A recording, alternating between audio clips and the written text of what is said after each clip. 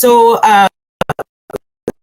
so I have a question here that somebody sent to me, that in countries like South Sudan and Democratic Republic of Congo, these are very South Sudan and Democratic Republic of Congo, foreign aid is essential for humanitarian relief. But how has the presence of international organizations like the United Nations and NGOs, often backed by Western donors, impacted the development of stable political institutions and local governance in these countries? Please talk to us. That is a very poignant and good question. Right. First of all, let's look at what the intention of the colonialists is. The intention has never been to make these countries develop, because if they keep you poor and wretched, then what your first worry is food and shelter. Your first worry is not the resources that they are behind your back extracting. So long as you're poor and wretched, then you cannot even have enough food to even stand to oppose their presence in your territory. So about the aid that they provide, they come in. The intention was not even ever to bring in peace in the Congo Democratic and South Sudan. The intention is to make you to provide you with what you continue to rely on. I was looking for a word to define that, but something that you can rely on an ongoing basis, and remain as poor and wretched as possible while they continue to extract your resources. I'll give an example here without using even South Sudan and the Congos. If you look at the countries of the ASS, the Association of Sahelian States, or AES, l'Association des États du Sahel, if you look at those countries, what they had done is they create and train these terrorist organizations. They move them from countries to transport them physically from countries to countries.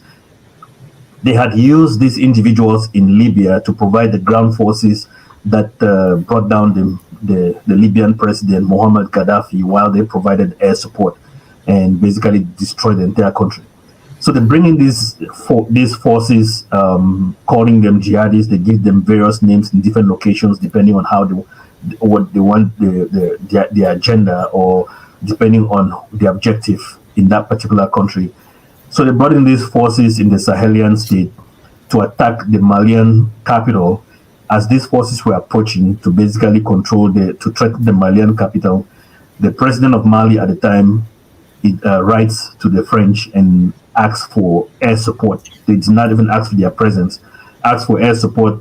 And instead of sending air support, the French government sent in 5,000 troops to be stationed there permanently, not even temporary.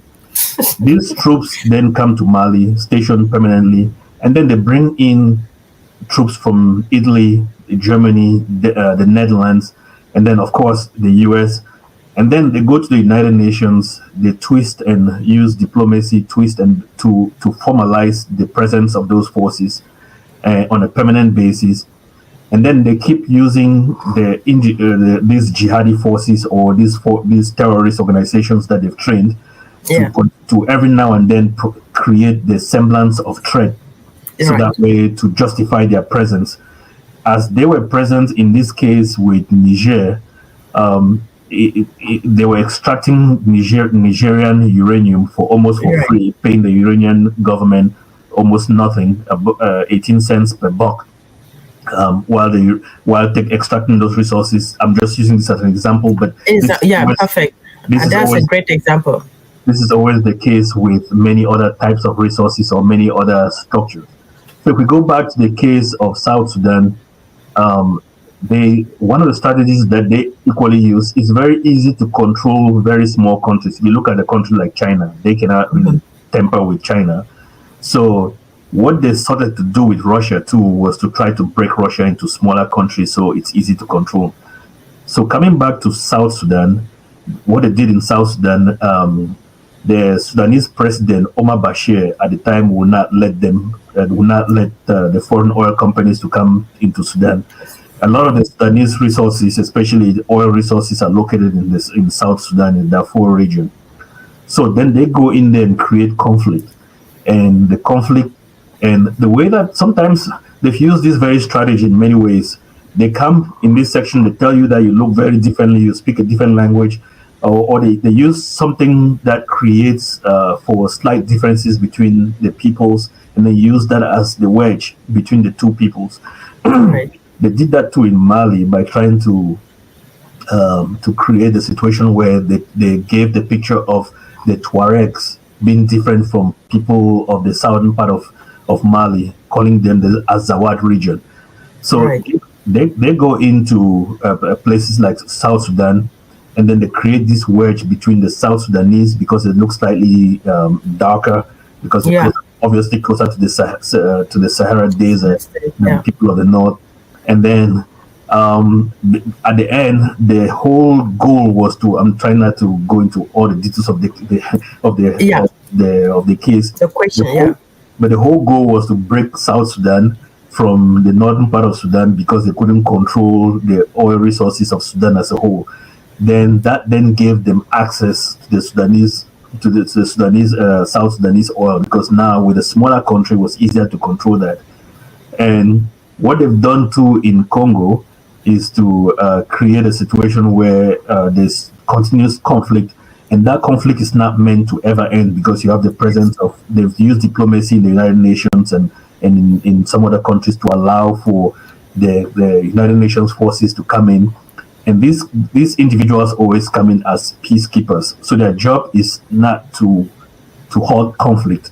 Their job is not even to intervene in those conflicts. Their job is just being there. A lot of times they're not even communicated as to what their true objective is. Exactly. But they're told to prevent themselves from getting shot. So don't do anything unless you feel like you're under a threat. So they stay there. While on the other hand, they are feeding the conflict on one end, and the other they're providing arms to one entity, and providing arms to the other entity as the two entities are fighting. Then you cannot build an economy based on wars that are going on.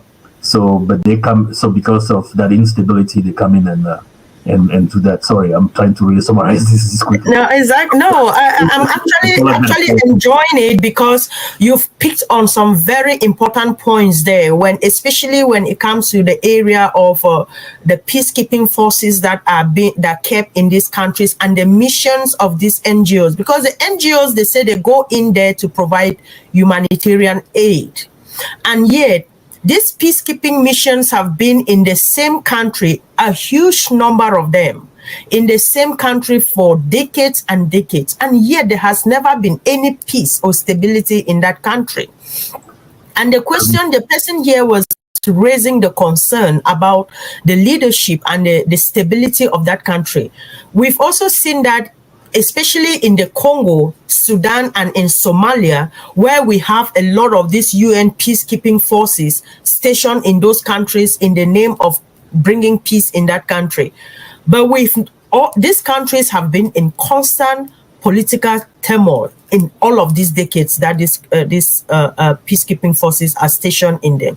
And the leadership, it has been from one political turmoil to another, one leader seizing power, another taking, and it all falls down to the population.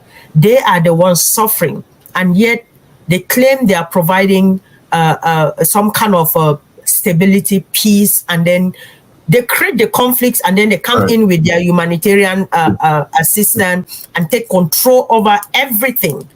And we've seen a lot of... Go ahead, sir. Go ahead. Really quickly around what you're talking about, in order to really fully understand that subject matter, look at what happened in Syria.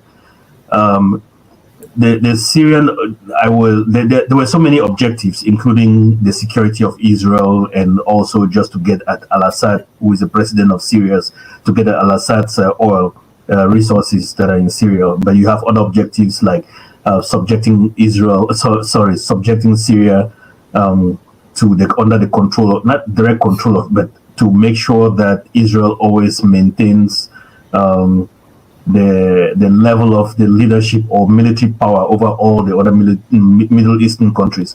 But to the point, so I'm trying not to limit the whole situation in Syria, but to the point that you were just making, they come in, and after destabilizing Syria, or they intended to remove Assad from Assad, the president of Syria, to remove Assad so that way they can put someone that another stooge that they can control, and that would allow them access to Syrian oil. Yeah. But then the Russians intervened. So, but they destroyed Syria so badly, including the historic area of Aleppo, so badly that the refugees moved through Turkey to Europe, and a lot of them went to Lebanon. Now you have refugee camps. When they say 8, so what they're doing now is to employ their citizens that are there, like teachers, providing all these services. So you almost create a dependency society among refugee camps. So they subjected the economy of a country to being a bunch of refugees that are very reliant on aid, that every morning you wake up, they come and give you tea. In the afternoon, they give you lunch, they provide education.